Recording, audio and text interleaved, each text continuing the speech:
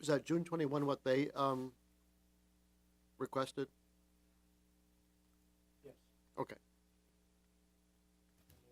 I guess hypothetically, you could do a different date if you'd like, but Well, I don't know how early that is in terms of getting landscaping in. well, they were basically asking for a 6-month extension. Okay. I'm sorry, 4-month extension. Okay.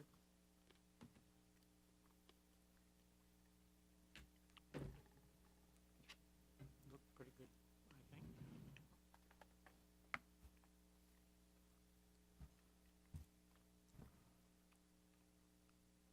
Any of the board members have anything they'd like to change, or? So I guess we weren't gonna address any of Sarah's concerns about direction, traffic direction. I think that's That's not more, what this was about, right? yeah, I think that's more of something to, just conversation with our zoning administrator to let her know that that might be a concern. Why does the site plan approval expire in 1 year? It expires if there's a building permit that's required, and they don't get, and the person doesn't get the building permit. Oh, okay. But in this case here, they've already gotten their permits. They just want to amend what they had before. Hmm. All of your approvals expire in a year per the regs, unless the project's undertaken or a building permit is gotten, per what Mitch said. Oh, that's why he indicates the section 8.5 of the zoning. Okay. Yeah. Okay. All right.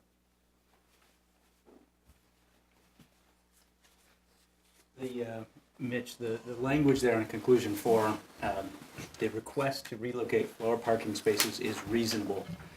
To me, it just sounds slightly awkward. It's just saying that it's a reasonable. Can we just say that it's approved? We do. Or that I'm fine with that. What do you think? it's, I don't know if it's Well, the thing, semantics actually, or. what you're doing on this it's a conclusion, Yeah, it's a and basically you're saying it's fine. the request is reasonable, okay. I mean, we could, It's not an order. On order, right.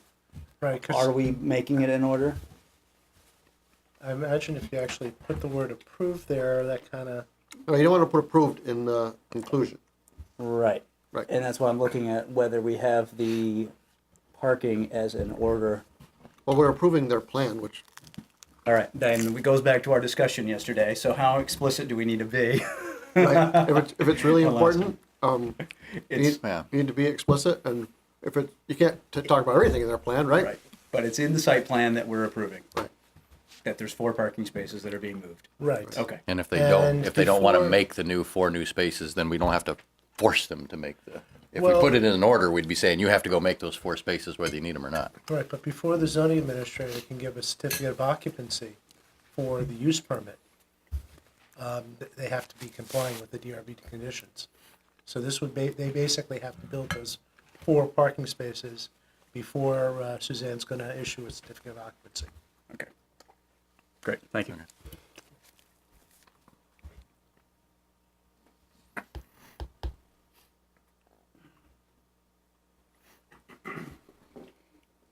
Anybody else have anything? I'll make the motion to approve the draft as written. Second. Any more discussion? All those in favor? Aye. Aye. I abstain, I wasn't here.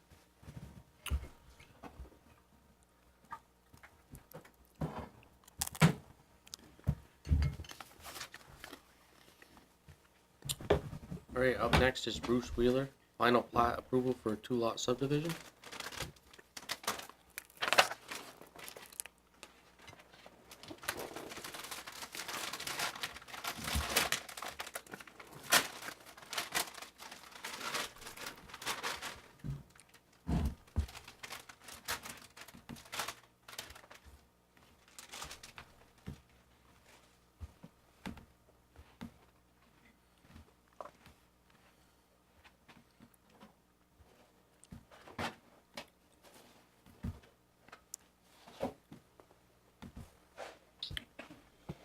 Any board members have anything to add? No, again, I thought it was fine. Likewise. I concur. Alright. Yep. I'll make a motion to approve the draft as written. I'll second. Any more discussion? All those in favor? Aye. Aye. Aye.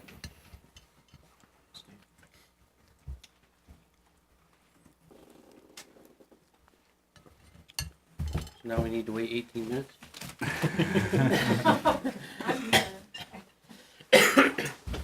Is it 18 or is it, you can go have some pizza? You wanna sit on it? I don't mind. It'll be a observer.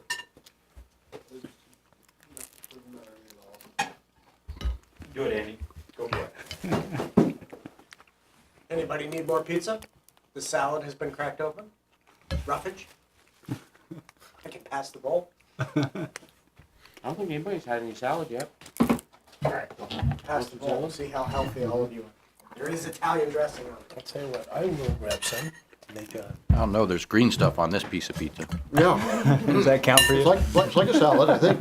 There's also utensils if you need. I think I'll sneak one more piece of pizza. I'll do that. Oh, great, thanks. Would you like some pizza or? Sure. So how much snow are we getting? Dennis, the applicant is here. Would you like some of this, Ted? It was warned for 7:30, so I guess we have to wait till yeah, okay. 7:30. Sorry.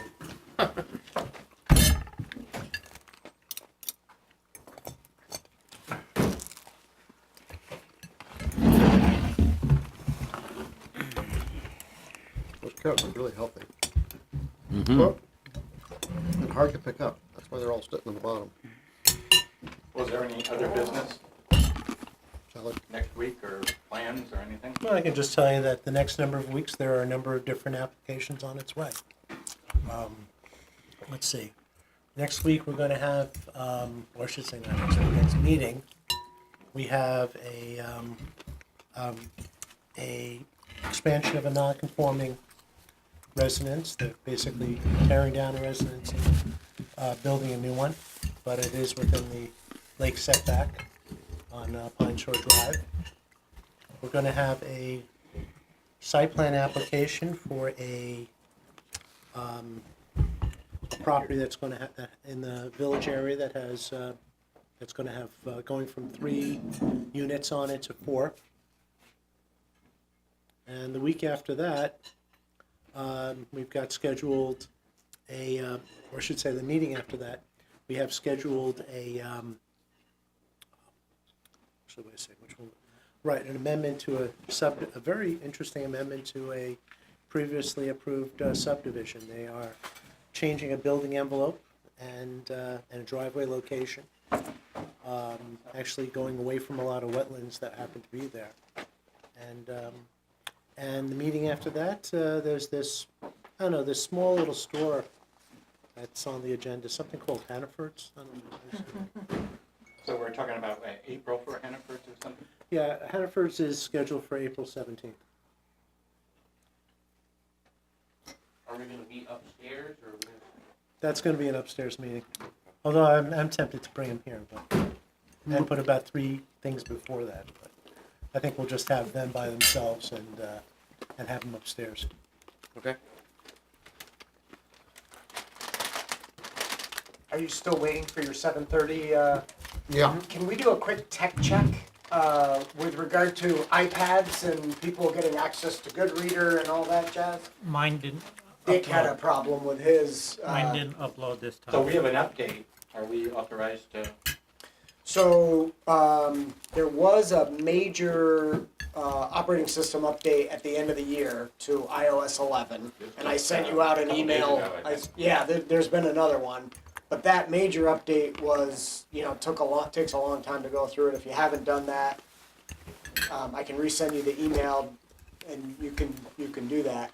There's subsequently been another update more recently to the iOS. I haven't made that one, I haven't checked that one yet, so if you haven't done it, don't do it until you get, Things actually been approved by my yes, office. the all clear that it won't break Goodreader.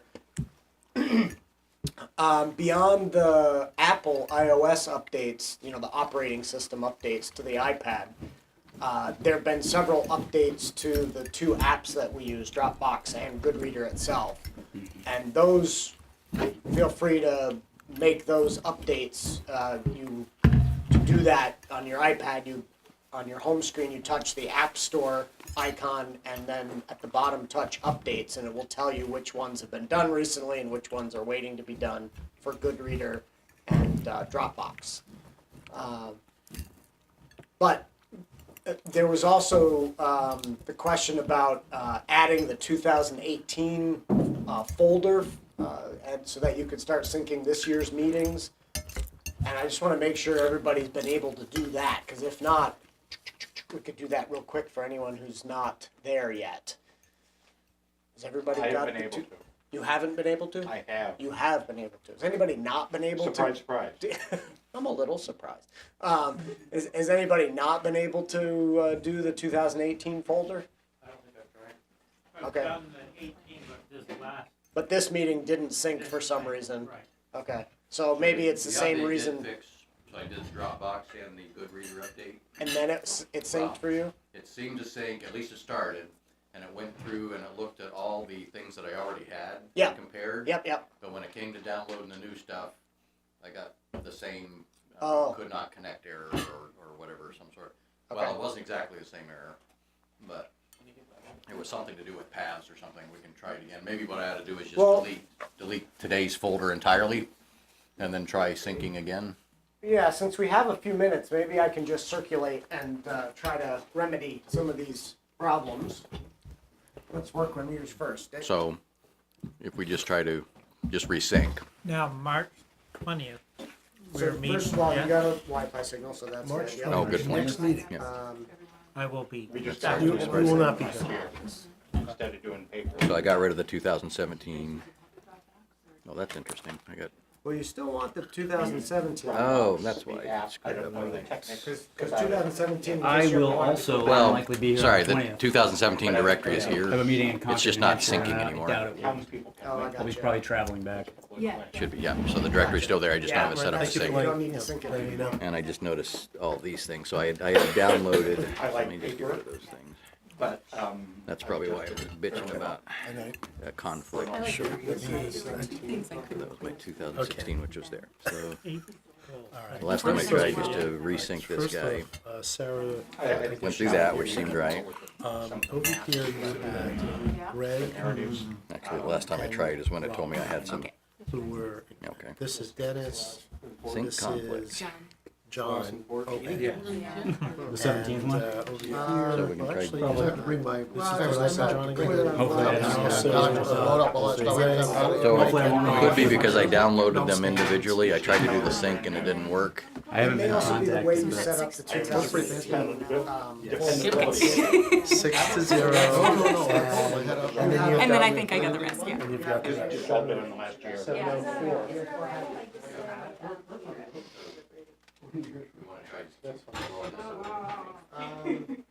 I wasn't sure Is what this the time only one where the sync? Thank you very much. Because I know how to send before 7:30, so Yeah, yeah. Yeah. Okay.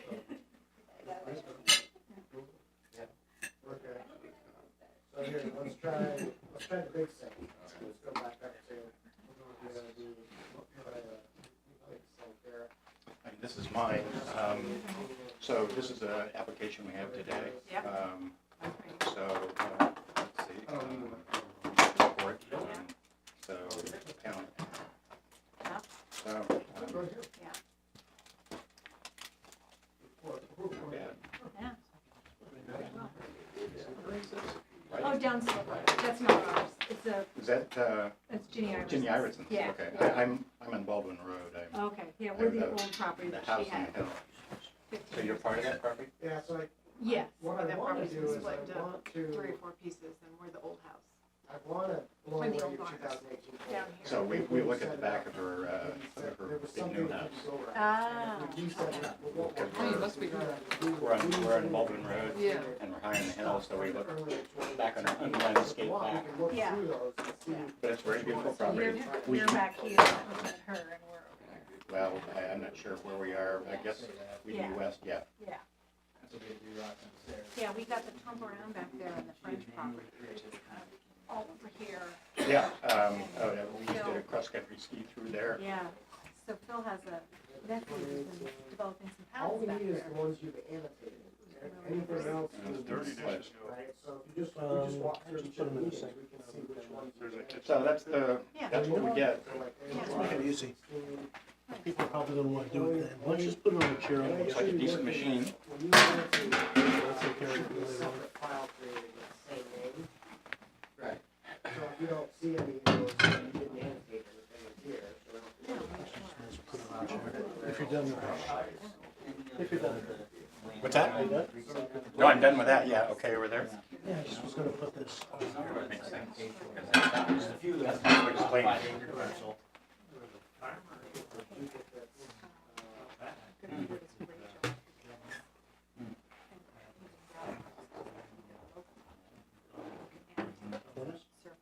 I could easily have this already tomorrow, so we have Look like there's any there. or, actually, I leave early tomorrow, so, if you want, we can do it Thursday, whatever works for you. Yeah, I think I got Brent's property. You might be rushing for somebody, but, you know, might be rushing for oil master. Somebody brushed Annotated any?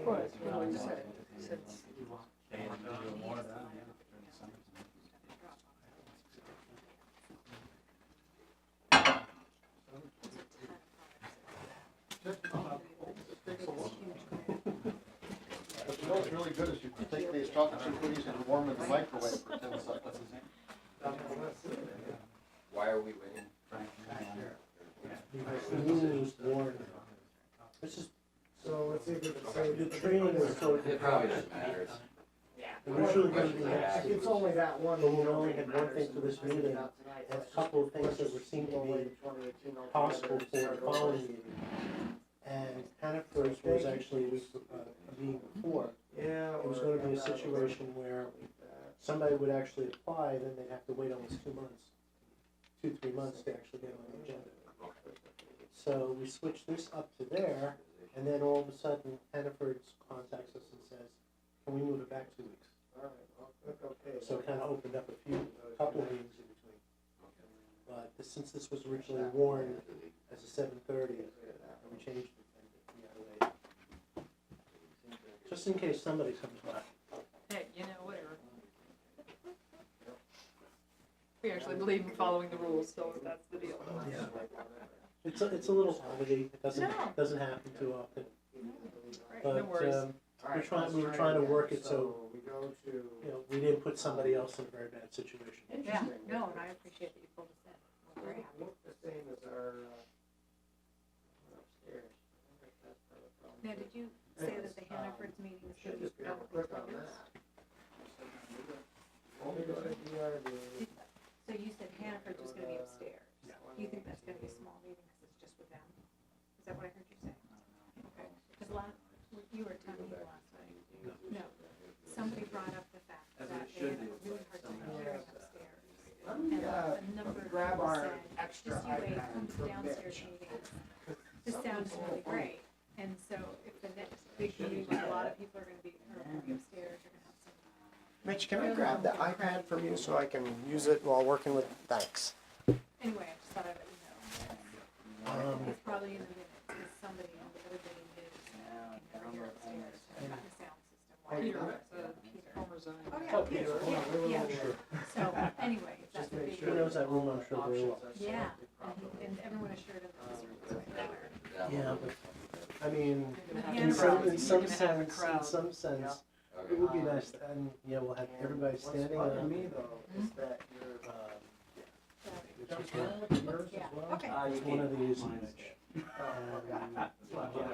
need Right a, thing do you to need do. a Yeah, plug? give everybody a chance. You have an Yeah. extra plug? No. Exactly. Well, sure.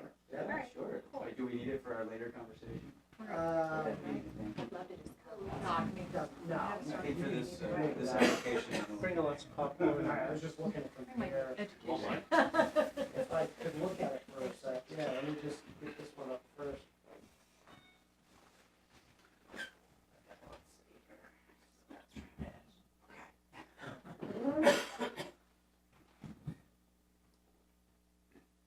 Well, you're on Dropbox here, let me, look good here.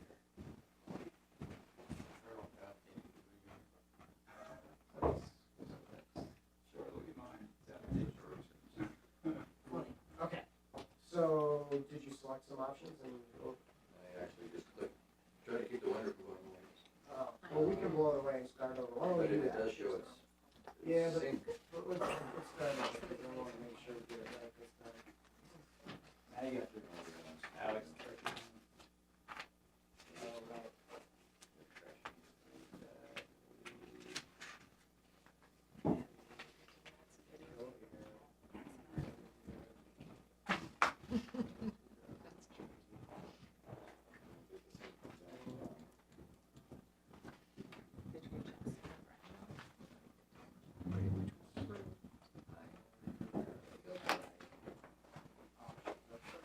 No.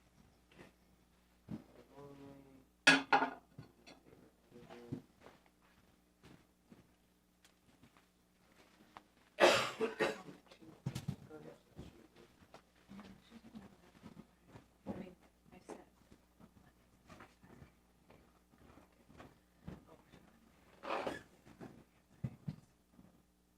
So Dennis, you're using Dropbox right now to look at stuff versus the GoodReader app. So whatever works, but the GoodReader app, has the annotation stuff as well. Seems to be working. Wow. We'll see, right? What we got left? Okay, 2 minutes. At least it's downloading now. Before it only, I tried to download that one file and then And then bailed out. it was something like it was repaired PDF. Maybe there was a bad file that was causing Yeah. the whole thing to go south. Yeah, I don't know. I don't trust this actually gonna work as well.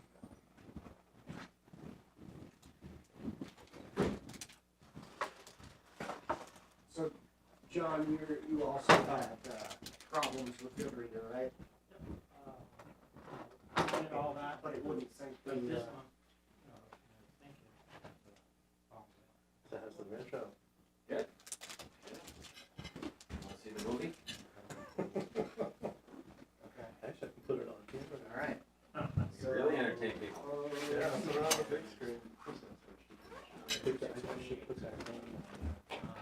Now, That's not The mine. ones that are make due- annotations in any of these last few meetings, or just? Yeah. Fun. That'd be entertaining too. Let's try. Well, you remember Lily, you met her at the. Is it Lily's? She Blow that away. back out running. Start over and see if that. She and Henry were just turned 3 months ago. And he's right in the house with us, so it's fun. So their house is probably gonna do. That's different. So it's a ranch out. Something Your more is experience. happening Yeah. here. It's a quick 3 months, huh? Yeah, he's 3 months old. So Lily, right, and what's her app store or something? Because yours is now about a year. What's your son-in-law's name? 2 years. Andy, right. Snowbird. You know? He rode the bus a few times, and that's what, yeah, I haven't seen him in a long time, I didn't know that, Yeah, he usually rides I've in got with me, 7:30, because yes. we both work right down there in Lower Maple. We got Dropbox running right now, so. I He's don't wanna doing do well, that. he's into this father thing. Close it. that's good. Yeah. Good choice. Yeah. Oh, I know. I've got 7:30. 7:30. I agree. Close Dropbox.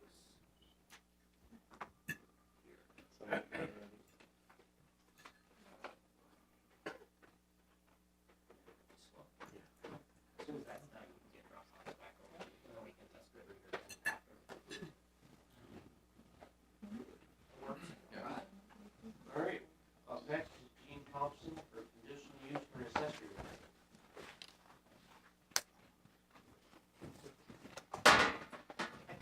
talk? I just- just give a basic explain what you're doing. Okay, so we have amongst all of those, there's a small, one of those dots is a Big Red Milk barn that we've done a bunch of restoration work on, and in the north end, we got an apartment via Suzanne to put in a small apartment, just in one end of it, and we want to put a deck. We face out over Lewis Creek. It's a beautiful watershed. It's mostly, yep, thank you, mostly protected land.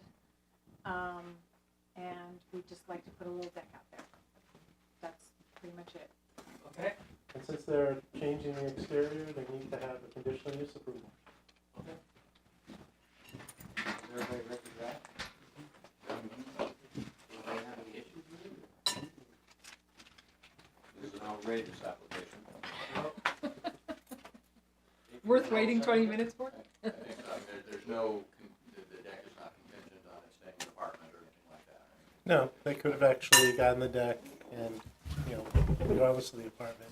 And there's a building envelope that, actually, the way this plan was actually done way back when,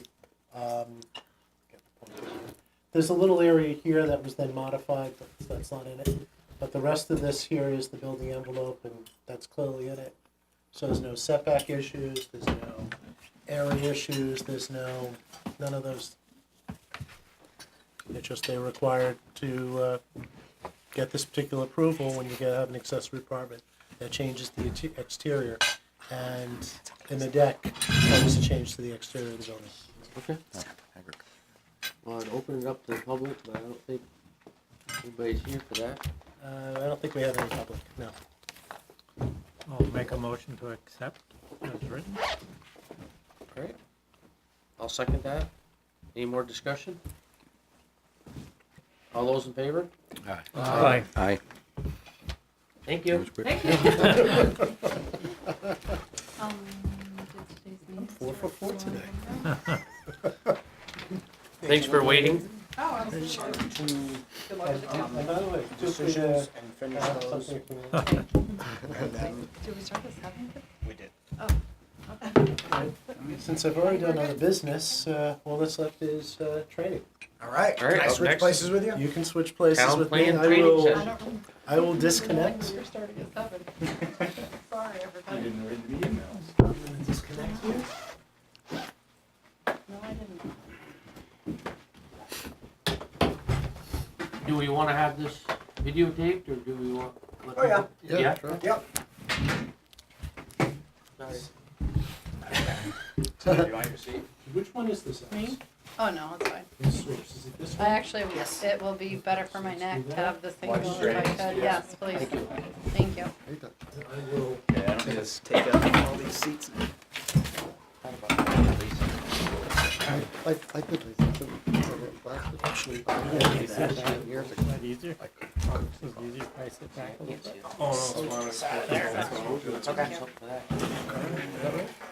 Yeah. Oh, yeah? I did look, I didn't see any, it doesn't say 7. Yeah, I know they do it. Yeah, you don't, know- well, you can try it out in contact. So, see how it, some results work great, other people just drive you crazy. Oh, and that's what it said it. Oh, yeah. Far away. Yeah, It's always, yep.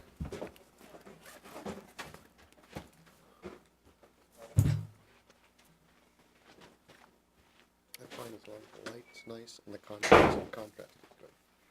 Then you go to a restaurant that has, artistic menus and dim light, I need those. But like this, it's great. So where's that? Is that on like Gilman Road? Oh, yeah. Yes, that is the Full Moon Farm, the David Zuckerman Ridge over that Yeah. farm, and that's a view of it. Actually, I think from their barn on the corner of Gilman and Hines, Yeah. looking towards, looking South. south towards the South. farm. Yep. Yep. And that's the cover of our town plan, so we got good billing. Well, good to see you all again. It's been a while. Likewise.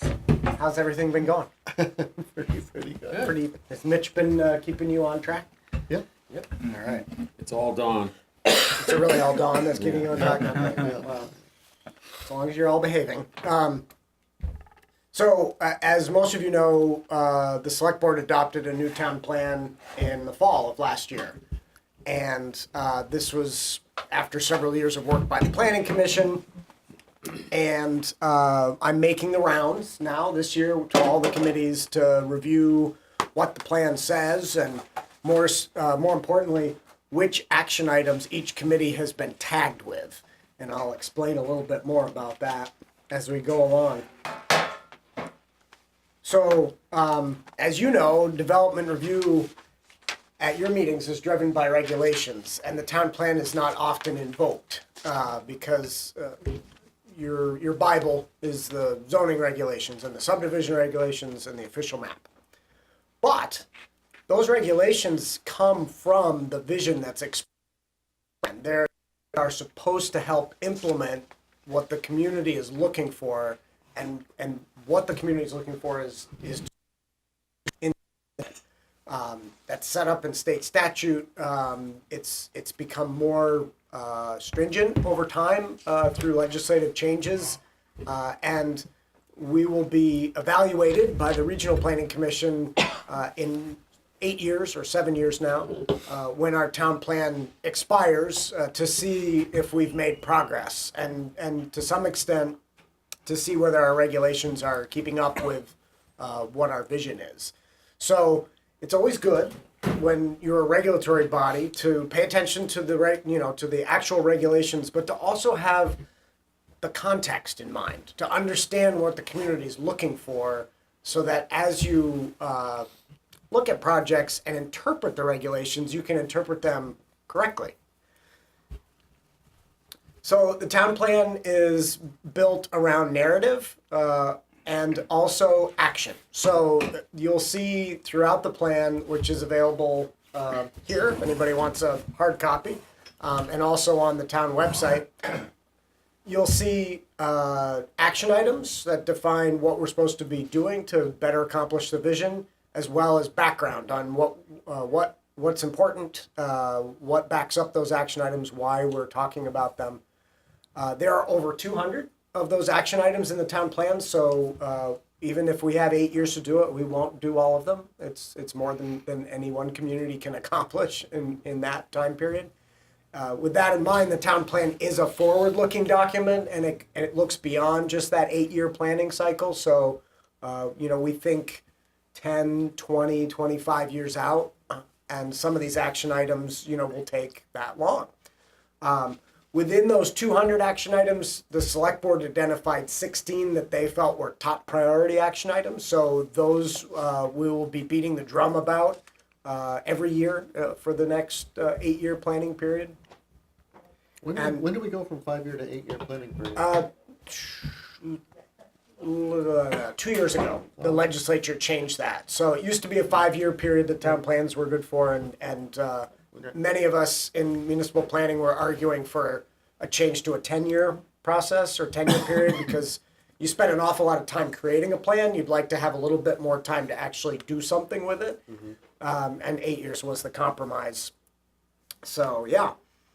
The town plan has, so we have our narrative, we do some storytelling, we have our action items, and then we have supporting maps and reports and appendices.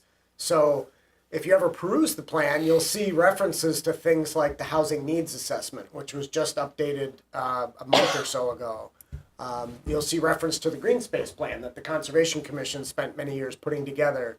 And then you'll see references to, I think there are 15 maps, supporting maps now, with everything from what you see in the lower corner, sewer and water, to wildlife areas, wildlife corridors and linkages, roads, wetlands. It's all contained in the maps portion of the town plan.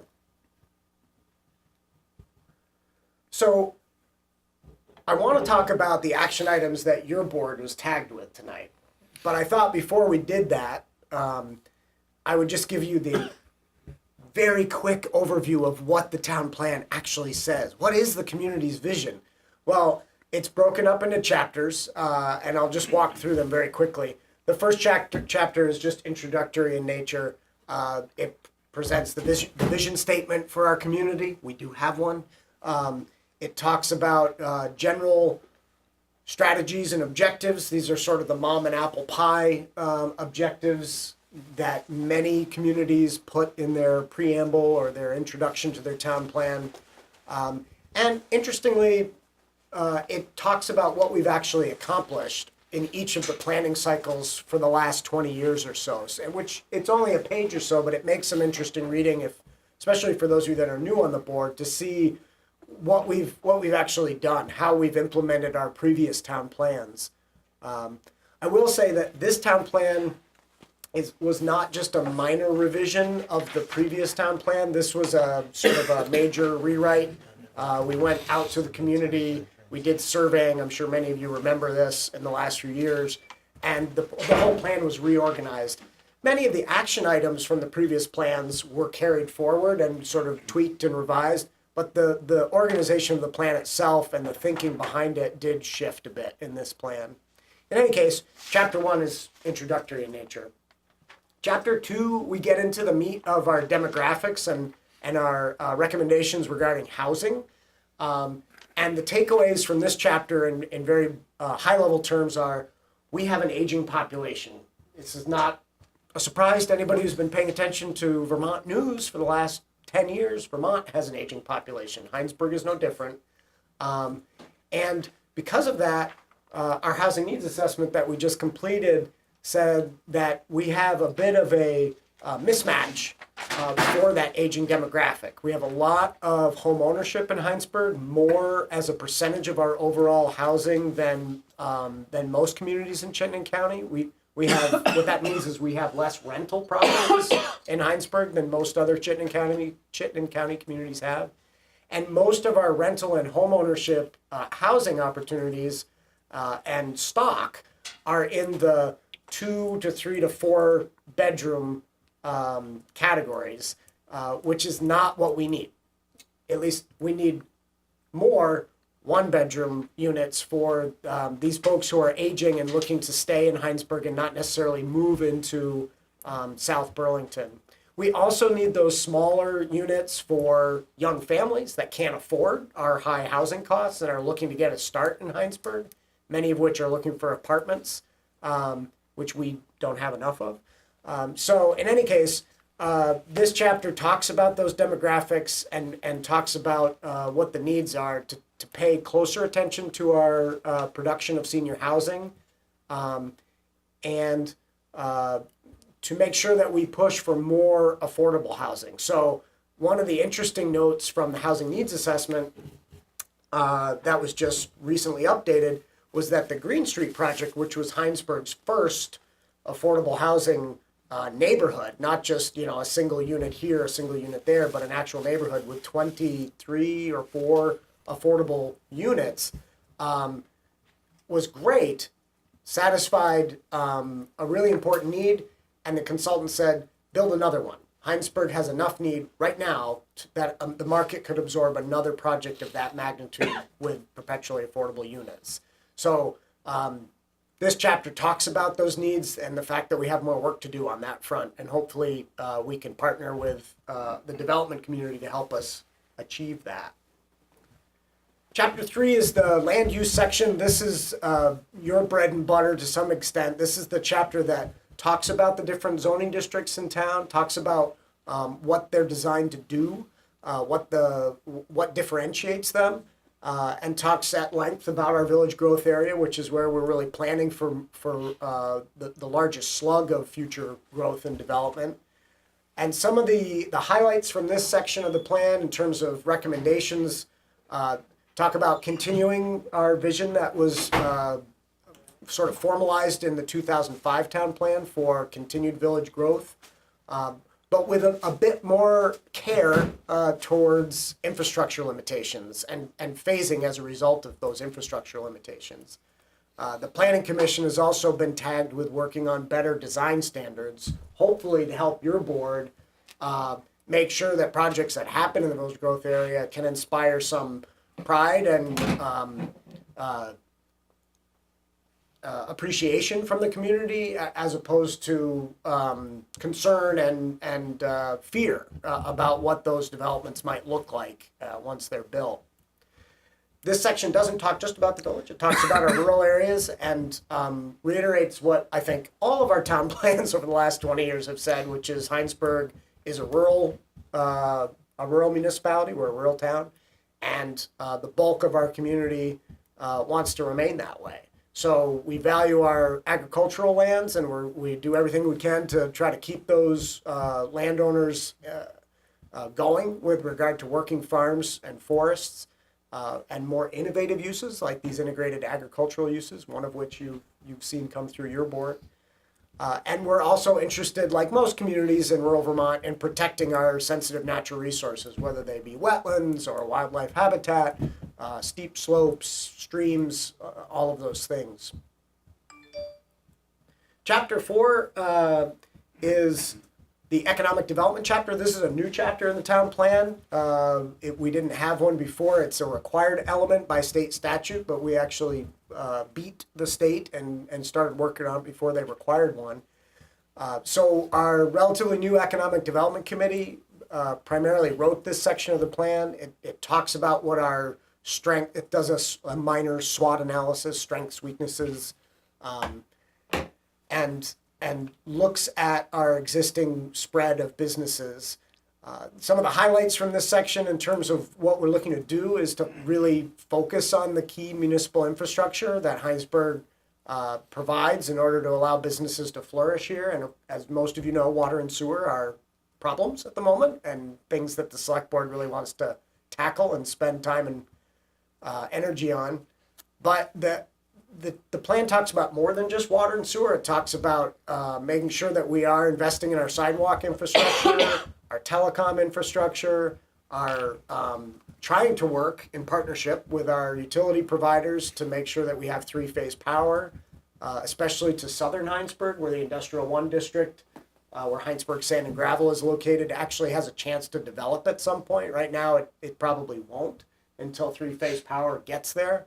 But that's a large industrial district that could support a pretty substantial industrial park of some sort, should that infrastructure ever become available, and it's close. This section of the plan also talks about our relatively new revolving loan fund. So when the cheese plant was redeveloped, the town applied for a community development grant from the state, and for $500,000, that was pass-through money that we provided to Vermont Smoke and Cure so that they could fit up the facility and relocate from Barre here to Hinesburg and expand. And that's a loan that they are paying back. We send half of that back to the state and we keep half. So that's $250,000 that Hinesburg gets to retain, which becomes the basis for our revolving loan fund. The Economic Development Committee is working to try to get businesses who are interested in expanding or locating in Hinesburg to tap that as an additional funding source. And I think from what they've distributed for information, they're looking to make grants up to $50,000, I believe is the limit. In any case, this section of the plan talks about that, talks about the vision behind that, and encourages the town to continue to support economic development in that way. Chapter 5 goes into a lot of detail on natural resources. So if you are at all interested in wildlife habitat or the night sky or stormwater management or wetlands or flood hazard areas, this is probably the longest chapter of the plan. It goes over all of those in great detail. The basic high-level highlights are, as I've mentioned before, Hinesburg is interested, the community is interested in protecting our ag and forest lands. And as you know, the Planning Commission, the Select Board adopted new regs in 2013 to both clarify what the development density is in the rural parts of town, but also enable a whole host of new types of uses in those areas so that landowners would be better able to keep lands intact and actually working. So that's an important recommendation in this section of the plan. Stormwater control on town roads. If you haven't heard about it, you will be. It's the state recently issued a new permit that all towns in Vermont have to get, called the Municipal. Let's see, how's it? Municipal Roads General Permit, and it is the first time that municipalities are going to be held accountable for stormwater runoff coming off of our town roads. Basically, what's happening is we have to inventory all of our town roads. We have to determine which roads are hydrologically,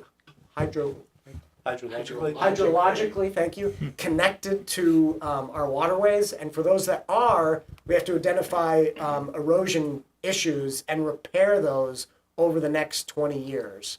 So we have a long period of time in which to make the improvements, but the planning side of that is happening now and will be happening over the next year or so. And then every year, you're likely to see at town meeting budget line items for that sort of improvement and or grant applications from the highway department or the planning department or town administrator to try to help fund those improvements. So one of the sections in this chapter talks about the importance of stormwater treatment given the condition of Lake Champlain, and we certainly don't want Lake Champlain to turn into Lake Carmi. So it's a really important thing that I think will absorb a lot of the town's bandwidth over the next few years. We also talk about, in this section, relative to your jobs, discouraging development in sensitive resource areas. So those same zoning regulations that passed in 2013 that clarified how much development could happen in the rural areas also tried to be more specific about what those sensitive areas are, which are the primary resources, which are the secondary resources. And I know you hear a lot of that in Mitch's staff reports, because he does a good job mapping those out and helping you understand, where development needs to stay away from and where it can have minor impacts. Chapter 6 is our community facilities and services section, and this is where we talk about, we do talk about town roads, transportation a bit. We talk about our municipal facilities, our parks, our trails, our town forests, our water and sewer system, our library, our schools, our childcare. It's a fairly large chapter. The basic highlights, as I mentioned before, we're looking to improve both our town water and wastewater systems. You guys are familiar with that. We're also looking to finish this and that recreation area, which we now have the funds to do thanks to the settlement with Vermont Gas. So you should expect to see, as I think you probably already know, work completing on that project in the fall of this year. Chapter 7 is transportation. Great picture. Yeah, as you can tell from that picture, and as everybody who comes through here, between 4:30 and 6 knows, Route 116 has some issues. So one of the highlights in this chapter is to try to reduce that peak hour congestion. And we have several ways that we're trying to tackle to do that, or at least make a dent in it. I think it is important to know that there's some history behind that. So for those of you that haven't been aware of that history, when I came to work here, there was a great push to improve pedestrian safety and connectivity. So people were basically saying, we need more sidewalks, we need safe ways for pedestrians to cross 116 without taking their lives in their hands. And we made some real progress on that. And part of that progress were 2 new traffic lights. One here at this intersection with Charlotte Road and one at the Commerce Street intersection. And it is because of those traffic lights that we have more congestion on 116 than we did previously. We are a village. We need to balance all those different users of our transportation infrastructure, so we're not going to be ripping out traffic lights anytime soon. But we need to figure out ways to make them more efficient, and improvements that can be made to help bolster the overall network. And so that's part of what this chapter goes into, with some specifics. This chapter also talks about the municipal permit for stormwater control on our town roads and the need to address these erosion issues. Our hill roads, as you can imagine, are going to be major problems in this regard. Sediment washes off all of our hill roads in vast quantities during storm events, and it's always been a challenge to figure out how to deal with that, and something we will have to figure out over the next few years. This chapter also talks about our bike and pedestrian infrastructure and looking at ways to improve that. Chapter 8 is our energy chapter, and we do have an energy committee. They contributed and wrote most of this. There are lots of recommendations in this chapter. They're a very ambitious committee, and some of the highlights include trying to maximize our energy efficiency for our municipal vehicles and buildings, trying to reduce energy use across the board, both municipally in our buildings and in our vehicles, but also in neighborhoods and private development as well, and encouraging renewable energy. So when renewable energy projects like the McGee Hill Road solar project, come to town, we walk that balance between knowing that we support such developments, but knowing that they have to be done right. And so that's discussed in this chapter if you want to read some of the details. Chapter 9 is a very short chapter, just talks about our historic buildings primarily, cultural resources, and wanting to recognize that we do have some and that they're important and that we've had some success stories in the restoration of some of those properties. And then finally, chapter 10 is our implementation chapter, and that's what I want to spend the next few minutes talking to you about with regards to this spreadsheet that I put in your packets. There are lots of ways to implement a plan, right? Everything from spending money to encouraging people to change behavior to guiding development and lots of other ways. With regard to the DRB, you are not a policy board. So you don't sit around and think, what are we going to do this year? How are we going to make positive change in Hinesburg? You are an application-driven board. You respond to applications for development.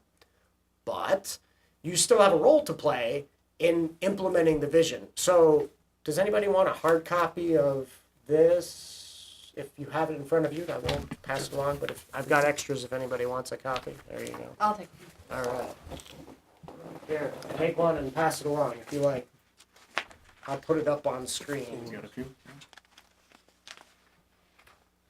A little easier to read. Yeah, than the small.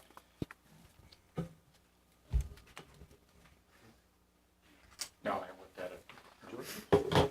Okay, so here's where you come in with all that preface about the town plan. One last little bit of preface. The town plan was not written by me. It was not written by the planning commission. It was written by committees. So the energy committee, the conservation commission, the recreation commission, the trails committee, the town forest committee, all of our boards and commissions had a hand in helping write, especially these action items. So sometimes if you have questions about these action items, I can answer them, but it's also good to be able to talk with those other committees that help draft them. Okay, let me see if I can get this on screen since it went away.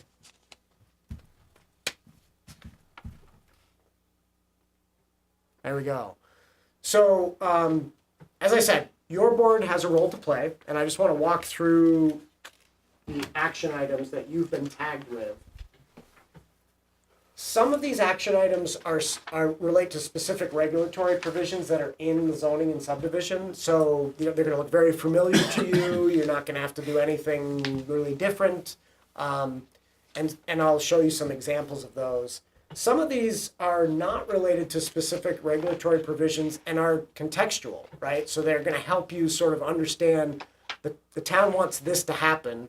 And if we are interpreting the regs or we are in conversation with a developer, we should be thinking about these things. So starting with the first chapter of import, chapter 2, the housing chapter, there are 3 action items. I guess I can zoom in a little bit more here. And you are tagged as a contributor on each of them. So the first one is to support affordable, senior, and reasonably priced housing townwide within existing density allowances. Maybe that sounds straightforward, but there are times when you are reviewing a proposal for new housing and there is static or feedback from the neighborhood. You need to listen to them. You need to apply the regulations. You also need to know that the community wants there to be more of these particular types of housing, and that when you see them, that's a good thing, as long as it's within the existing density allowances for that district. It goes on with this action item, encourage maximum development of projects in the village growth area with sensitivity to the phasing and the infrastructure limits. This is another really important one. This community has been in conversation about what is appropriate development in the village area, and I think most community members acknowledge that there will be a higher density of development in the village, but I think most community members also are a bit worried about whether we're going to turn into something that looks like South Burlington someday. And the balance that you have to help us strike is that we want to address both of those. We want the maximum development. We want the maximum build out that the zoning calls for, but we don't want to look like South Burlington. So we want you to help developers arrive at projects that respect Hinesburg's character, but at a higher density than what the village of Hinesburg is right now. If we develop the village, the rest of the village out through infill projects in our existing core and through new development in sort of greenfield areas in our expansion areas, if we develop those out at the same density our current village is at, we would not achieve this goal. This action item would not be realized, and we would have far less housing and sort of vibrancy than what the plan envisions for the village. So it is a different, it's a different sort of development that we'll be seeing. And this action item is tagged to the Affordable Housing Committee, the Village Steering Committee, and your board to help encourage that. And it's a difficult line to walk, and you're the board that has to walk it. But it's good to know that this is an objective. And then the last one in chapter 2 is to encourage housing developments that have a mix of market prices to create developments that serve a variety of income classes. So again, your regulations don't specify this. There's nothing in section 3.4.3 that says a development has to have, 30% high-end houses and 30% middle of the road and 30%, more affordable houses. It's not in the regs. So this is a contextual action item. And one to just bear in mind as you see projects that come before you, especially at the sketch plan phase. So at the conceptual level phase, when you're working with a developer, it's a great time to ask them the question. Okay, you're doing 20 units here. Are they all the same? Do you have any variety? What? They know the market. Ask them, what part of the market are you hoping to hit with this project?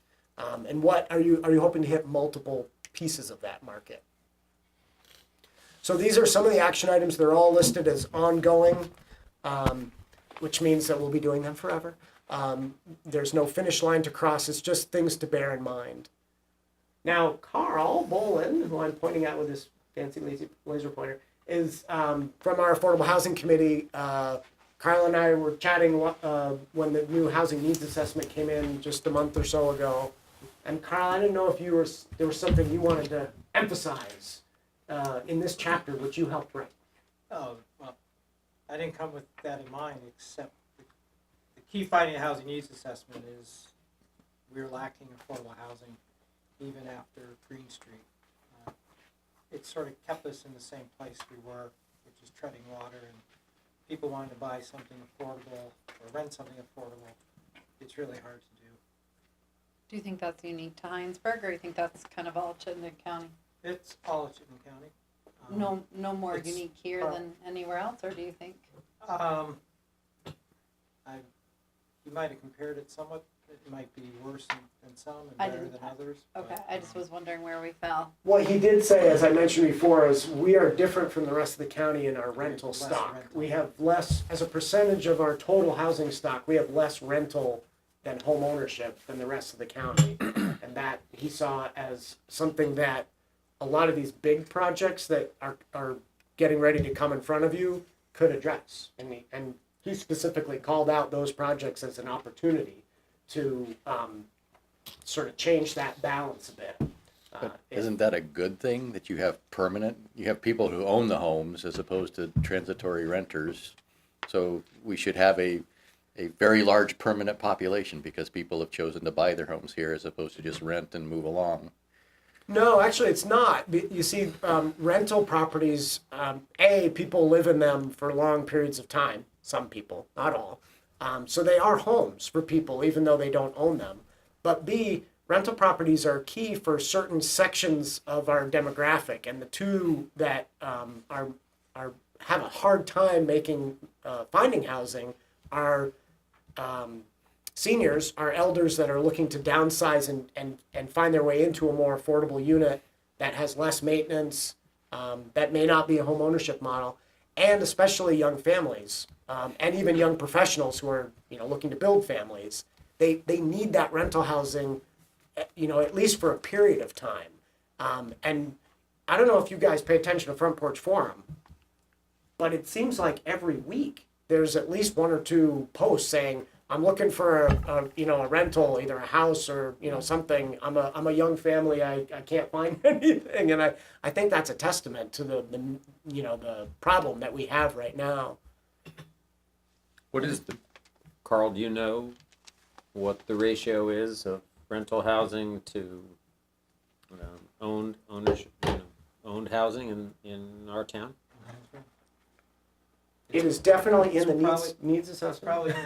I don't have it right in I front thought of I me. saw a pie chart that said something like Yeah. 80% ownership or something like that.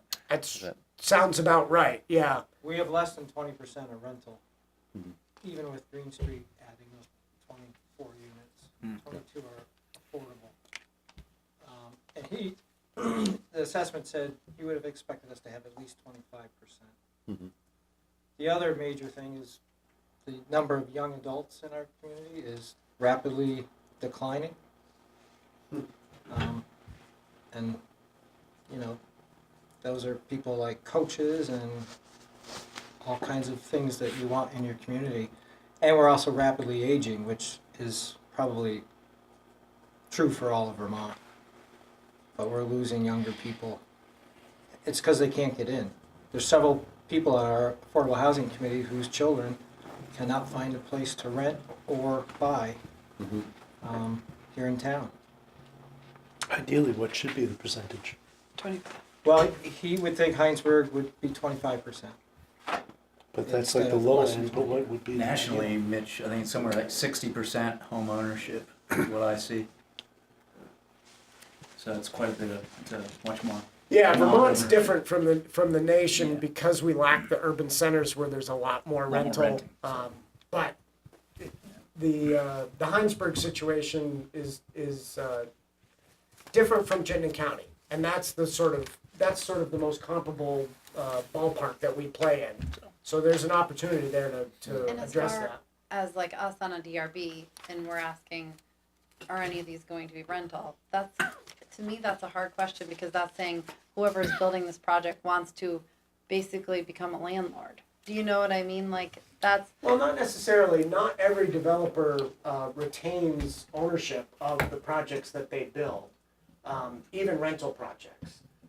So Brett Grabowski did. He built the Kinney Drugs sort of pod of development. There's 18 rental apartments in that, and he owns them.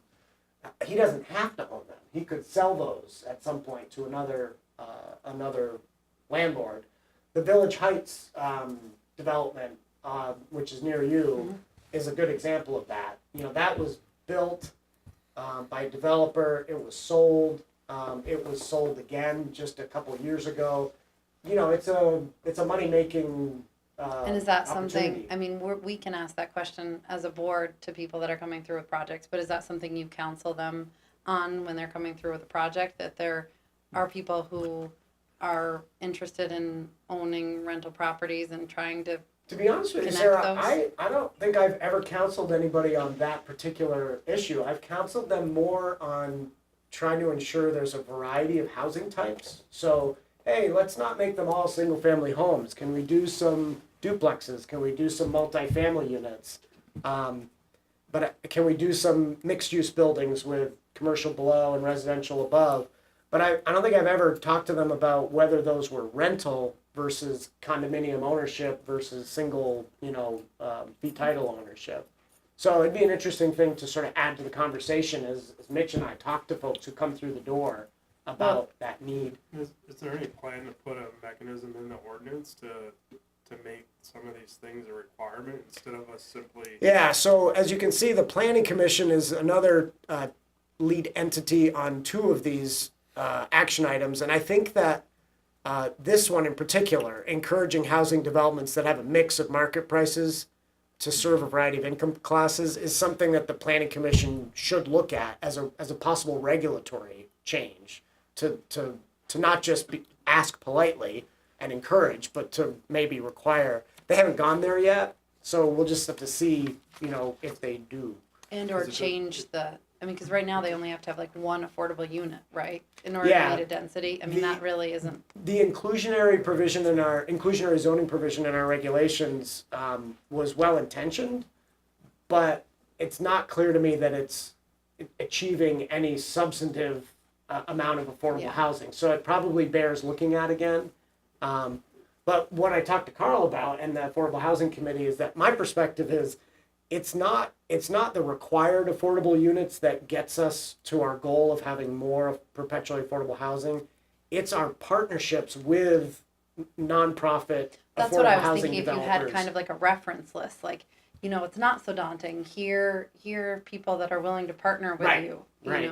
That Well, you could hand. So to. we do counsel people about that frequently. So when we talk to BlackRock about their senior housing desires and Jan Blumstrom about hers, I sent them immediately to Cathedral Square and I said, they're the big boys on the block with regard to senior housing in Chittenden County. See if they might be interested. And similar with Champlain Housing Trust and the like on affordable housing. We as a board can also bring up that it's economical for them to look into these. If there's a need for it, then you're going to fill up your housing quicker, Right. and they're going to get payback sooner if they supply what's needed. Well, and I think And if we suggest, you can also, in your disposition, help an applicant feel comfortable proposing a multifamily dwelling, so a building that has more than one house in it, more than one unit, in an area, in a community that doesn't necessarily have lots and lots of those, right? So some developers come to you and they're like, well, I just want to make it look like generally what's around it because I know the neighbors will be happy and I'll make my money and that'll be that. But Alan and Nancy Norris, who did the Solar Street condos at the top of Solar Street and did the Meadow Mist project, which they just pulled the building permit for today, for the first two buildings in that project on the south end of the village. They had a vision for taking away a house and putting in two, a 5 and a 4 unit building, and they made it work. And I think that you as a board can sort of provide a positive reception for those kinds of proposals, which I think would be helpful, when those folks are potentially going up against, opposition from folks who are just not familiar with that style of development. Because you can point back to the plan and say, we need more affordable housing. We need a mix of housing. It can't all be single-family homes. It's, we've got to serve our whole community, not just one segment. Yeah, but without a regulatory mechanism, we can't send people away. Because Correct. of ownership or the fact that Correct. there's they want four bedroom apartments and not 1 bedroom apartments and all that. So, Correct. Yeah. No, I think what I'm talking about is the encouragement, the conversation, and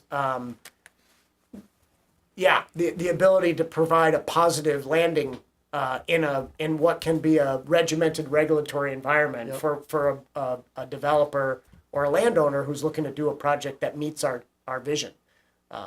Although part of it is in the regs in the sense of the density bonuses in the village area, where we encourage smaller dwelling units. Right, but you which wouldn't if they oftentimes weren't taking work. advantage of that. We wouldn't you don't send them away and say go take advantage of that. That's We really wouldn't, not and our.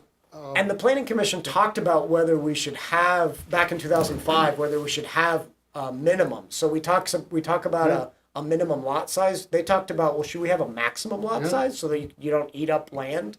And we also talked about whether there should be minimum sort of development densities, and they chose not to go there. But to Mitch's point, if you read section, pull it up, 2.8. not the density bonus section of the zoning, but there's another density section of the zoning that describes what's allowed, and it is, if I can find it here. While you're pulling that up, the percentages, Chittenden County is 34% rentals, and Vermont is 29%. And the Green Street project increased Hinesburg's rental by 7% to bring us to the 19. And then looking at the CVU schools, Charlotte is much lower at 10, Williston's 22, Shelburne's 23, and St. George is 29. Just for some comparisons. And 1/3 of Hinesburg's rental is in single-family homes, And it was, what was the percentage, Carl? which of We're For 19, Hinesburg, 19? 19, And Williston's only 22. yes. and Charlotte's 10. And when was that Williston number done? Yeah, because there's a whole bunch of new All the Finney apartments that went in there. Yeah, that's a good question. If those numbers collect all those, plus those projects are not built out yet, so Right. they'll probably change. So this is the section I was pointing you to, Ted. In 2.4.2, it talks about what these residential base densities are. And it does say, if I can find it here,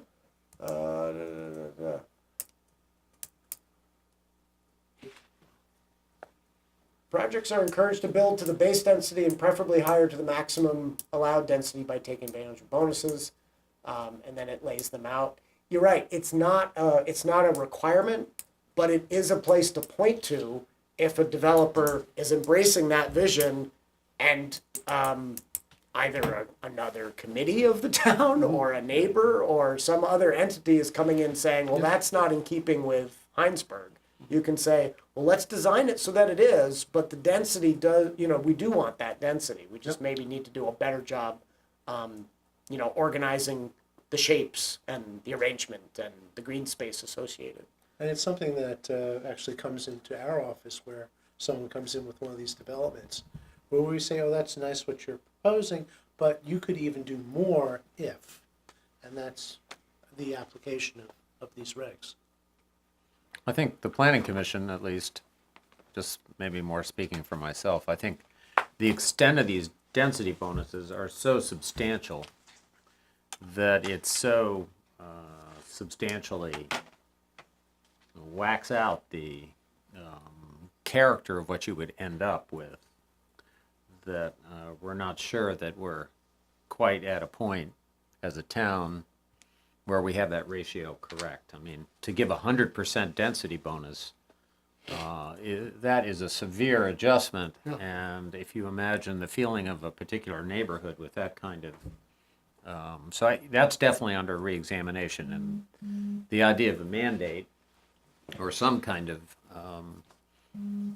base requirement for a mix of housing types,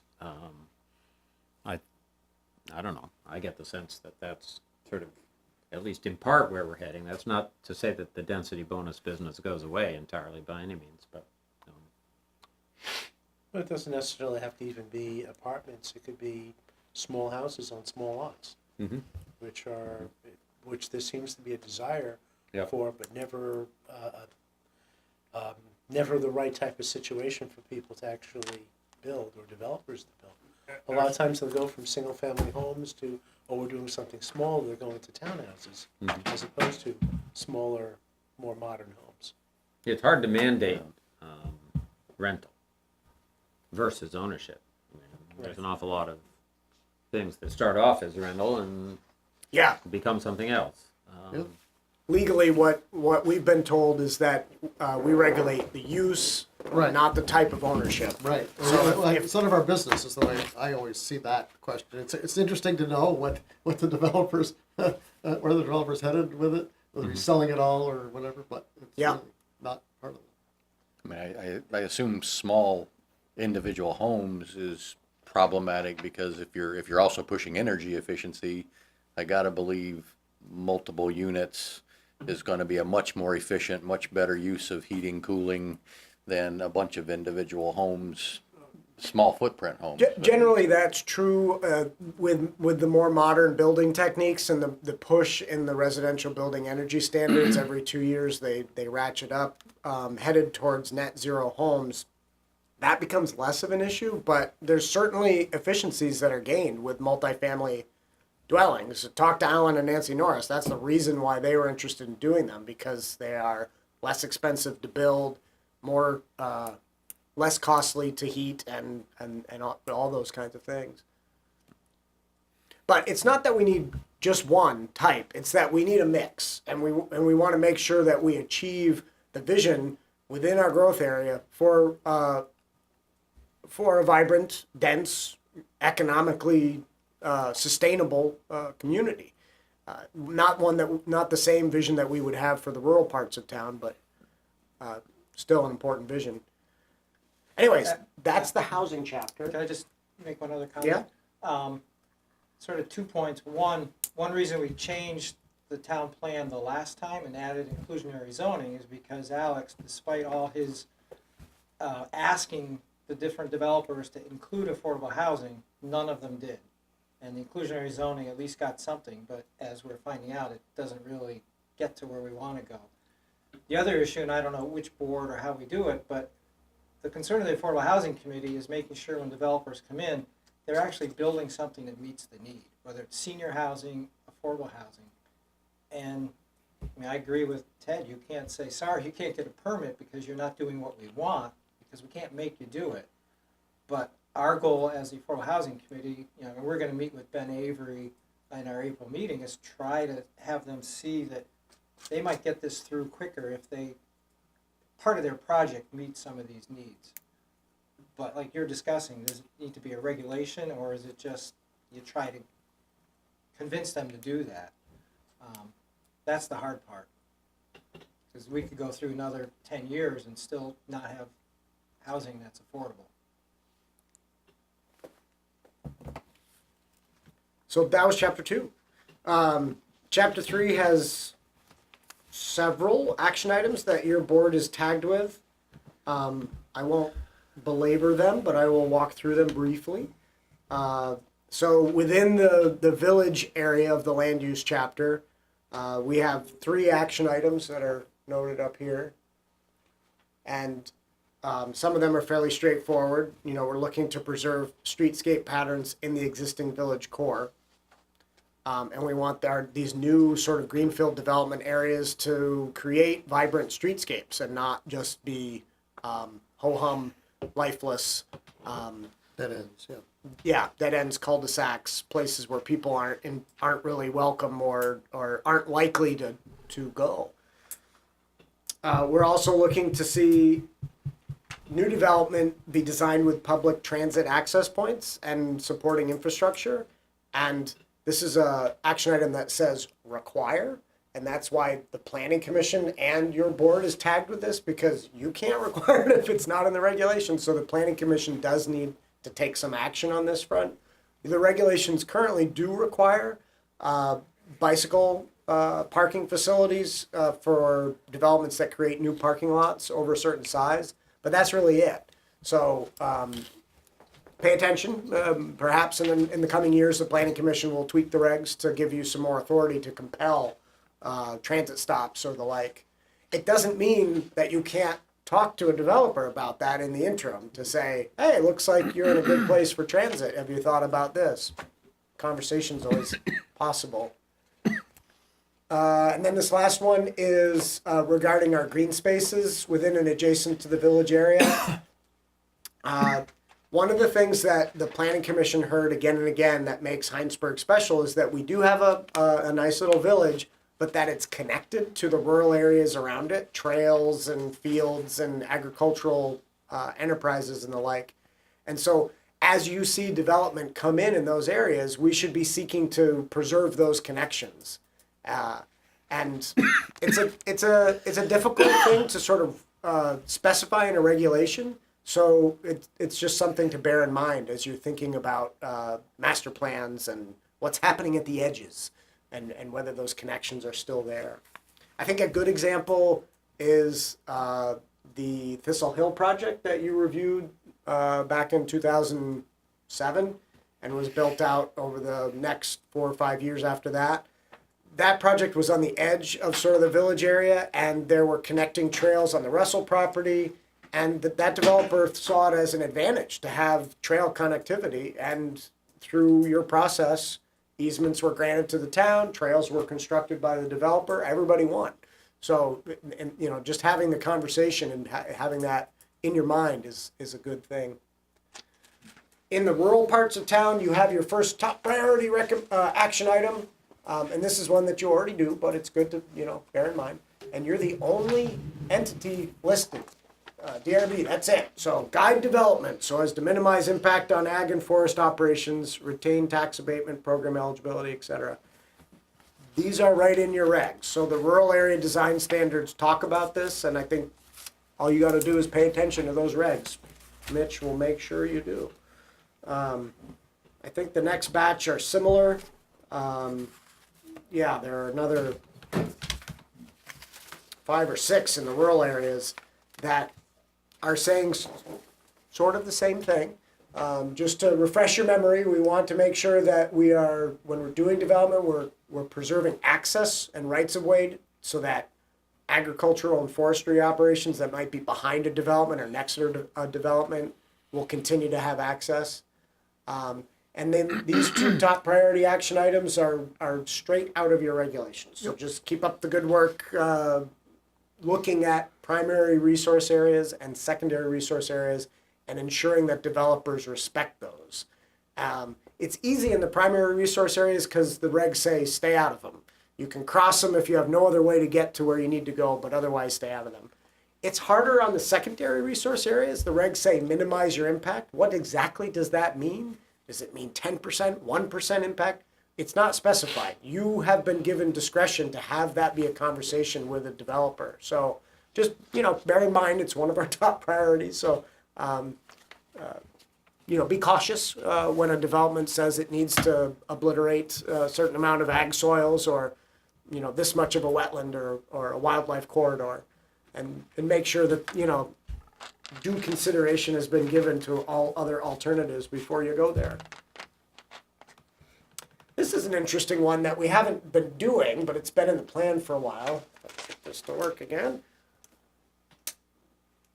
Oh, I can't. So 3.5.3, implementing, thanks Mitch, implementing an annual review of our development activity. Thank you, sir. To assess whether our regulations are working. So the Planning Commission and I keep notes on what your suggestions are, like, hey, this is confusing, or this developer, you know, got tied up in knots over this. And we'll keep doing that. But if you think it's valuable to once a year, or maybe it's not annual, maybe it's every other year, get together, you know, at one of your meetings and drag a few planning commissioners in. You actually have 2 planning commissioners on your board. We could have a more focused conversation about that sort of thing. So just keep that in mind and holler at Mitch if that's something you want to schedule at some point. Moving right along, chapter 5 is that very long natural resource chapter of the plan, so there's lots of action items here. And some of these are a little repetitive with the land use recommendations. So again, we're trying to minimize our impact on interior forest areas, core wildlife habitat, wildlife corridors. I think you had some conversation about this with the developer for the Goodrich property off of Observatory Road, and there was some disagreement about what was a wildlife corridor, what was core habitat.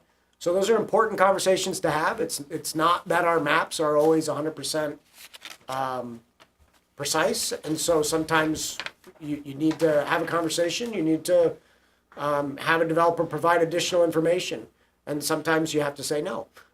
So be aware of our forest resources in your development process. And on the agricultural side of the coin, it's pretty much the same thing. we were trying to site development as farmland is built on, so that the best soils are still available for future agricultural use, and so that the parcels that are created still have some potential to be used for agriculture.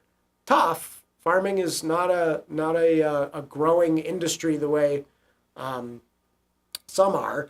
It's been diversifying. There's been a bit of a renaissance, and a lot of younger people have gotten into farming, but it's still on the decline in Vermont. But we still have to hold on to those important resources, and the prime agricultural soils are really our surrogate for that.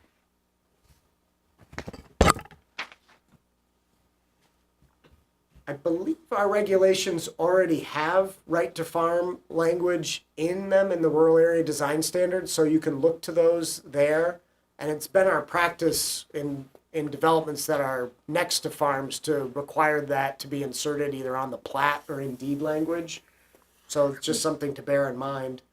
And we already talked about ensuring proper rights of way and access so that lands remain viable. Let's see, what else do we have in chapter 5? This one here, 535, we're looking to have Mitch and I actually provide assistance to landowners with larger parcels to help them with comprehensive planning prior to coming before your board. We haven't been doing this. This is something we should be doing. So, I'd say we'd be doing a little bit. well, I think our proactive outreach has been minimal. It's been mostly when those landowners happen to come in the office for something else that we encourage them to have that conversation. So we do a little bit of it, but we could be doing more. On surface waters, this is really something that requires you to act, but only once the regulations have been changed to give you the authority to act. Right now, adequate vegetative buffers around our streams are only required in the village growth area. So in that context, you have the power to say, this development is not in compliance with section 2.5 because you are denuding all of this vegetation right next to the stream. Outside of the village growth area, we only manage the proximity of structures to streams. So we have a setback in the rest of the town, a stream setback of 75 feet. But we don't tell people, please don't cut down all the trees along the stream, or please allow that shrubbery to remain so as to help provide shade to that stream so it doesn't heat up so much in the summer. The Planning Commission has this on its to-do list. It's a little far down on its to-do list, even though the time horizon given for this action item is short. So I will be letting you know if and when we get to that. Stormwater, as I mentioned, is an important item that will be the focus of the town's attention in a variety of ways for the next few years, if not longer. This particular action item is a little more direct than just be aware of stormwater. Our road foreman is very cognizant of the fact that the erosion issues that we have on our town roads are in part due to stormwater coming off of private driveways and private roads that dump into the town road ditch system and then contribute toward problems that happen there. We are in the process of considering more intensive road standards that would apply to both town and private roads as well as driveways, and hopefully we can get a better handle on that through that process. But I think that in your process, when you look at stormwater control plans, whether they're very brief, dealing with a minor subdivision and they're not an engineered plan, or if it's a project with over 10,000 square feet of impervious surface and it's a formally engineered plan, think about that question. You know, where is the stormwater ending up? Is it being controlled before it hits the town road system, or is it just being piped as quickly as possible to get into that town ditch? So I feel like this comes up a lot, and I'm not, some of us might be, a civil engineer. So I feel like sometimes we could use more guidance from. So we hired the right person, because this guy who works for you is a civil engineer. I know, but it's still, I feel like it's not necessarily even modeled, you know, in true. So I think from my standpoint, I think Mitch would have better stuff to say on this front based on his experience with stormwater. if you're looking at a project that you feel has some potential to create harm to the town, drainage system, ask the questions. Ask the questions, say, We do, and then they say, oh, it'll be fine. well, yeah, so don't accept that as an answer. Say, show me the data, because we have someone in Mitch who can actually assess that data and create. At what level is it a problem? There was right. a recent application about a daylighted drain pipe that was taking current surface water that was going to eventually get to the road and basically focus it, and it would direct it toward the road drainage channel. This was the Willett Campbell subdivision. Yeah. And I think we've altered the pattern of that anyway, but I think the original proposal was to go toward the public road. Mm-hmm. And so the volume of that water, there was no assessment of the volume. We knew it would be small, but the speed, and this is just one example that's very recent. But are there criteria when it is not, we don't have a stormwater? So in that case, it was a private road.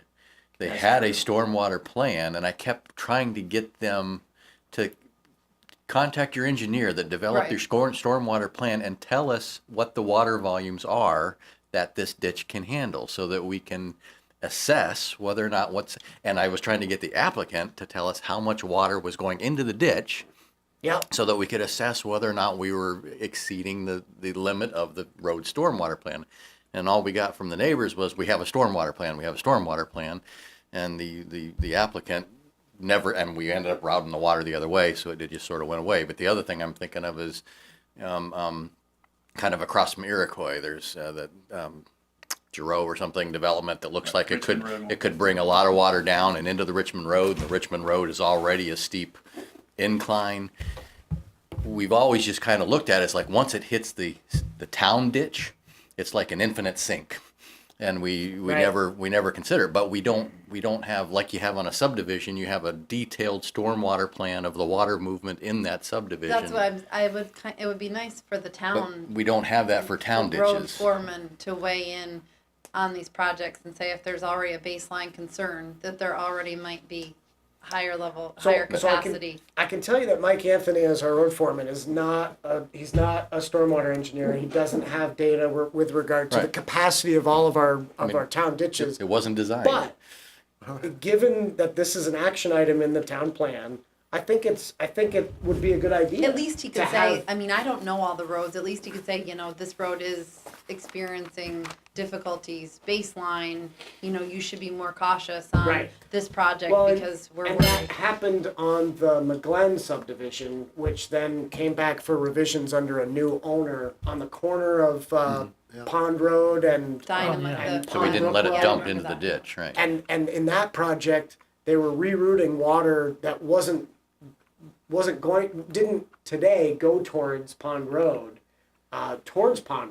and as a result, you guys had them design a detention facility that wasn't there before. The road foreman in that case still didn't like it, but they were able to demonstrate that it wasn't going to make the situation any worse. I guess what I'm saying, Sarah, is I think that it makes sense to have more conversation with the road foreman on that. And I think that Mitch has enough expertise to be able to give you the basic straight face test, right? So not every minor subdivision needs an engineered stormwater design or needs to run a HydroCAD model. Some of them, and I think the Willett Campbell one was one of them, is talking about such a minor amount of additional stormwater, whatever.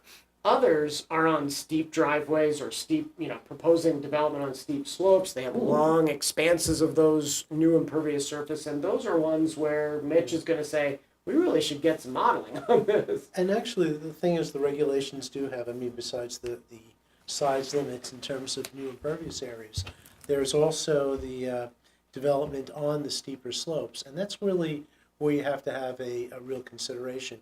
In Willett Campbell's case, it was, yes, it's a small area, and it wasn't going to be that concentrated, more so than it was actually beforehand, which is, although you did have some issues with both the applicant and some people as far as their knowledge on it.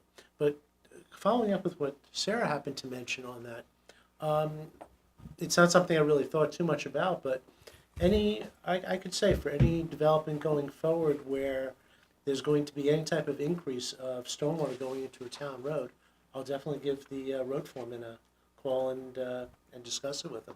I think Mike would appreciate that. I think that we. And that could just be, it doesn't necessarily have to be regulation, it could just be policy to inform the town road foreman to say, hey, this is what's going on, let us know your thoughts on it, and that could be taken into consideration with the I mean, board. they're all automatically contacted when you're adding a new driveway access to a Right, town right. road.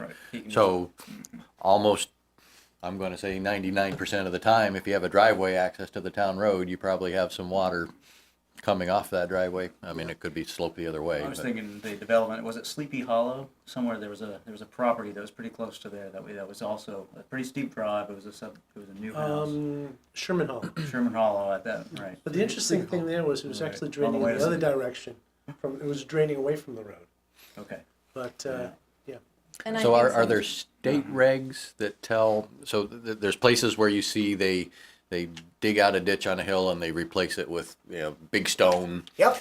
and, fairly big swales of big stone. So that wasn't engineered, obviously. Is there some state regulation that they say when you have a slope of X that, It's best management practices. It's not a state regulation unless it's subject to a state stormwater permit. If it's not, then the general rule of thumb is that 5% or less of a grade, you can go with a grass line ditch. Anything above that, it ought to be stone lined in order to hold that ditch during a major storm event. So that's the basic and cutoff. so when the town goes to update or correct those things, they're just basically doing damage control, and it's like, oh, this ditch has been,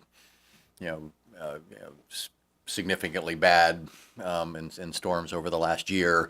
This is a high priority, that's a high priority. You got it. So it's not just it's not an overall plan to go through and do this to all the ditches.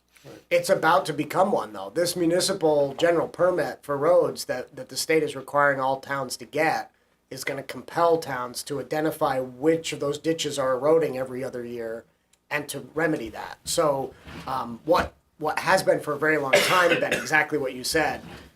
Road crews know where the problem spots are, and when they are able to get to them, they stone line them.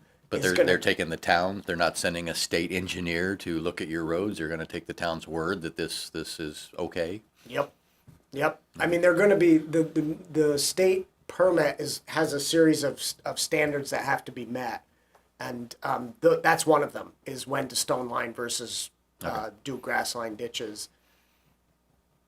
So stormwater important. More check in with the road foreman. Good suggestion. Well, that just is a change of policy, but that's something that we could, that's going to be done.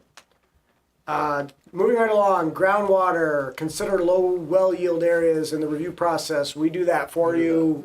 There's a map in the town plan if you're interested that shows an area of town where there's a lot of low yield wells, and whenever we get development in that area, additional questions are asked.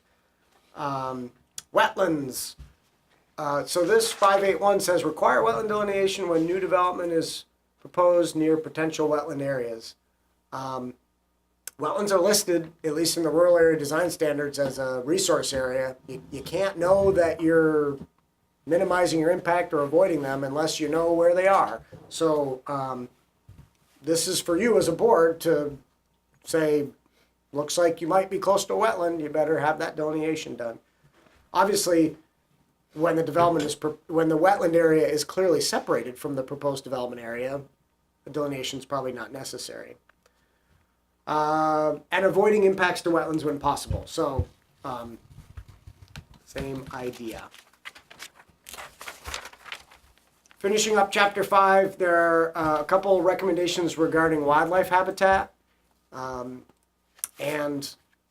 it's both about the important wildlife habitats that we talk about in the town plan, there are 6 of them, as well as the connections between them. So some of those are displayed on the various maps in the town plan if you want to take a look at them. And Mitch and I, look at those when development projects come through and try to highlight them for you. The Conservation Commission, just so you know, is very engaged in this area. Some of their action items say that we don't have good enough data about how wide these wildlife corridors and linkages should be, and they would like to work on that as a project over the next year or so.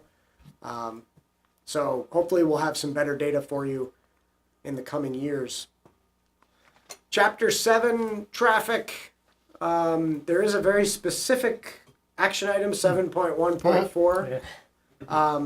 And when the mobile shortstop was last in front of you, you almost made him do it, but you didn't. But you did impose a condition saying if it becomes more of a problem, they have to close up that access close onto Commerce Street, closest to 116. The town really wants that to be closed. So the next time they're in front of you, we should work really hard to make that happen. The Obashan Plaza, if Hannaford ever happens, they are going to relocate their access further away from 116. But as you know, Hannaford is a open case. So we denied those. There were 5, right? And we denied them all because we thought they were a package deal and didn't feel we could approve them. But they all got overturned, right? So they basically all got approved as they were written. Well, they were approved as revised. They proposed some changes and the environmental court process to try to address some of the issues you brought up. And the court said, great, fine, approved. So things like tree islands in the Obashan parking lot, because they weren't showing them, but we wanted them. Yeah, that they didn't change, but I think Okay. some of the, And they added, parking in front of the repair shop. that was approved with some additional plantings added, yep. Yeah, so, yeah, because I don't know, I felt we should have approved the ones we thought we could approve and only denied the ones that we didn't feel we had enough information for instead of saying they're a package deal, but. Well, in the end, they were approved, yes. They're all contingent on Hannaford Or the getting next its time final approval. an applicant says, just write down what you want us to do, then we ought to just write down what we want them to do. If it's clear and you know what it is, if there's a fundamental flaw, and I think in the Automotion case, the board felt there was a fundamental flaw in relocating and creating that much parking in front of the building. Well, What can you do about that, right? then the suggestion was you move it to the side yard. And so, fine, it's in we approve it in the side yard. You told us, and Yeah. I would point that out, the applicant said, tell us what your conditions are. It's Always fine. a good conversation to have. We've also gotten feedback from applicants over time that have said the opposite. Like, if you're going to redesign my project, just deny it, so I have an opportunity to appeal, or I can come back with a new one. So, it's a little both. Yeah, I thought we changed that practice 20 years ago with Georgia Munson. That was the one I was thinking of. Yep. But it's a balancing act for sure. In any case, further on in traffic. We want shared access, that's in the regulations already. We want to discourage lighting on rural roads. Any developments ring a bell on that one? Yeah, You did a good those job. did go away, actually, I hear. Yes, though there was no lighting in that project Right. as a result of the feedback. Right. Do what? Minimize speeding through speed enforcement. You guys are not going to be out there with speed guns, but you do get to have input into how roads are designed. So think especially in the Village Northwest District, which is like a big expansion area. Lots of new development can happen there. Lots of new roads are going to get built. Straight and wide is what we want, I think, right? That's exactly wrong. Yes. With lots of wildlife. 4-lane. Think about ways that roads can be more interesting to a pedestrian and also harder for the CVU student to just barrel down at 40 miles an hour. So there's pluses and minuses to that. So you can make a windy road, which is appealing to the eye, maybe slows the traffic down, but you just increase the amount of blacktop that you had to put in, and you just increase the amount of runoff that you're going to get. Somewhat. I wouldn't say that all of these road designs need to have windy sections, but there are ways that long straight shots can be avoided. There are also ways that specific sections of the road can be neck down. There are also these innovative things called roundabouts that actually work that I know some people are a little bit leery about. But in the Village Northwest District, for example, there are ample opportunities for, on a straightaway section, when you come to an intersection, to have there be some sort of traffic control that is not a traffic light. And those things slow down traffic, encourage pedestrian safety. So there are ways that you can help reduce speeds that are more than just putting up a speed limit sign and having a cop there. That's all I'm saying. We made comments about the Hinesburg Center 2 as to the road widths, and we were talking about the on-street parking and the lane configuration. So I think there could be some room for the road design standards again to help us. Yep. Provide more examples and say on this type of facility, this would be more of an appropriate road.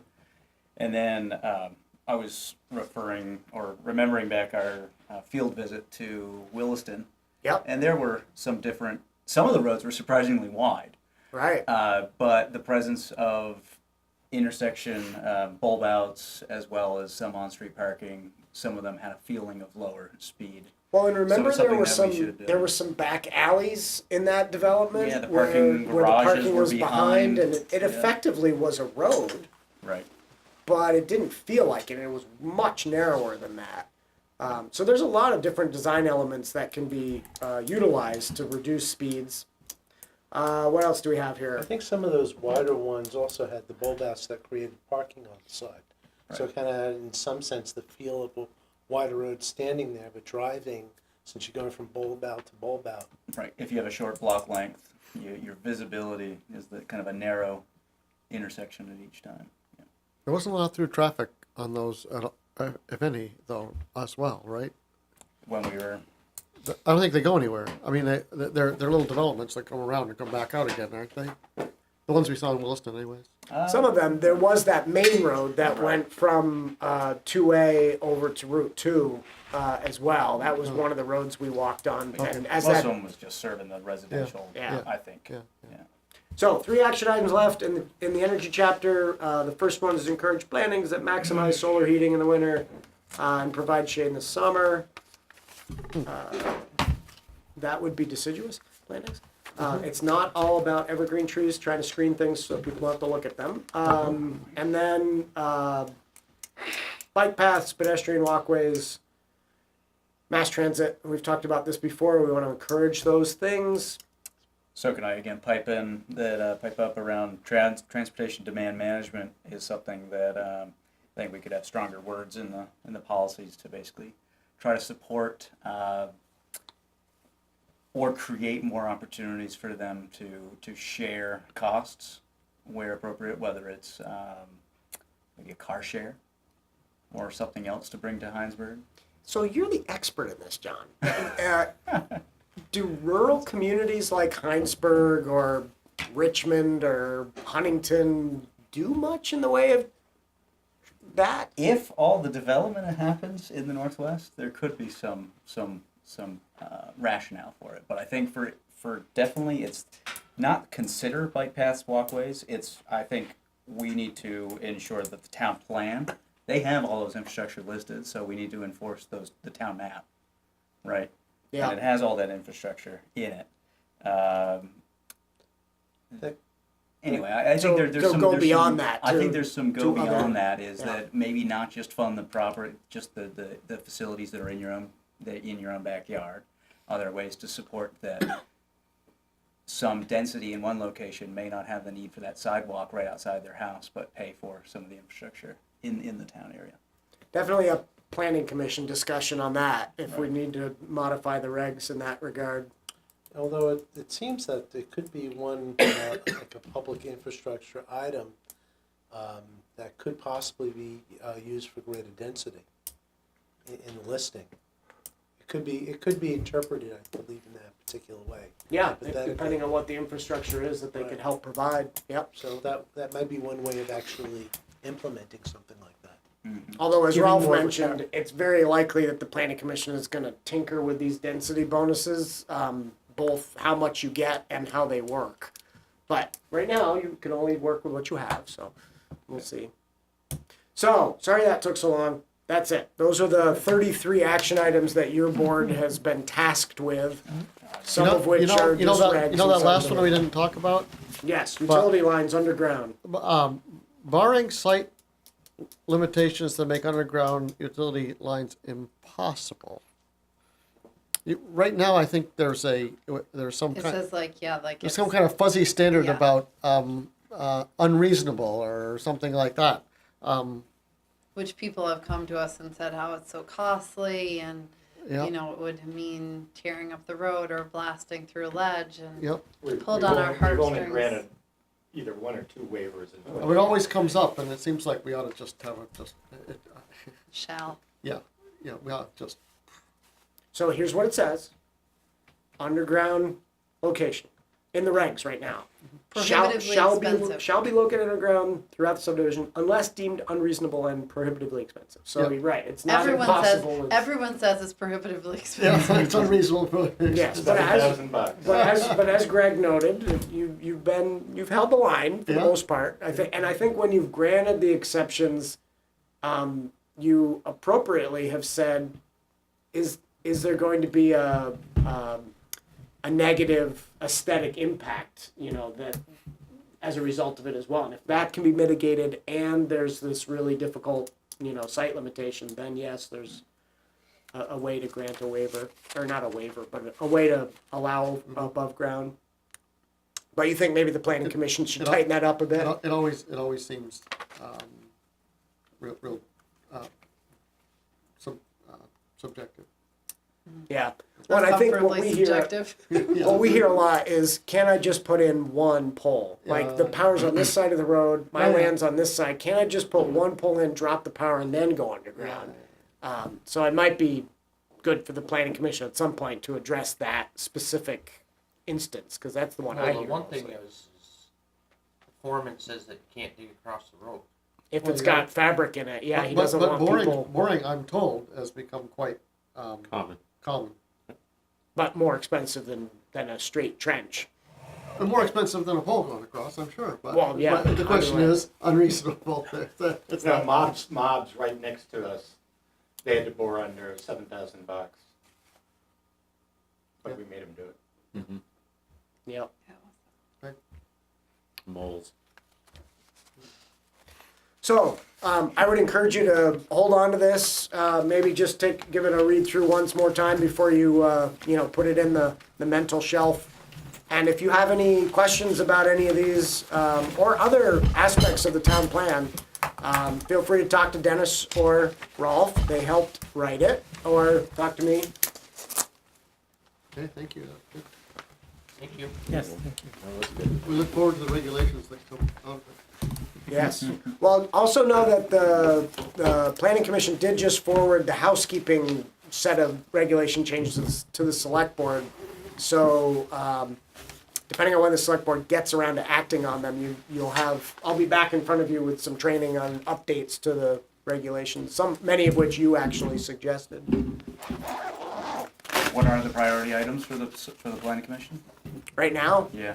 all village growth area zoning changes. So tweaking, phasing, defining Density. mixed use, density, design standards, trying to get you guys better, more specific design standards. Has the horse kind of left the barn because we have an application under the old density? There's been a lot of conversation on the commission about whether the horse has left the barn, and Yeah. I've been the one saying, no, it's not left the barn. It's, these projects are probably gonna take 25 plus years to build out. They're gonna get revised 10 times before they get to any kind of final, anything.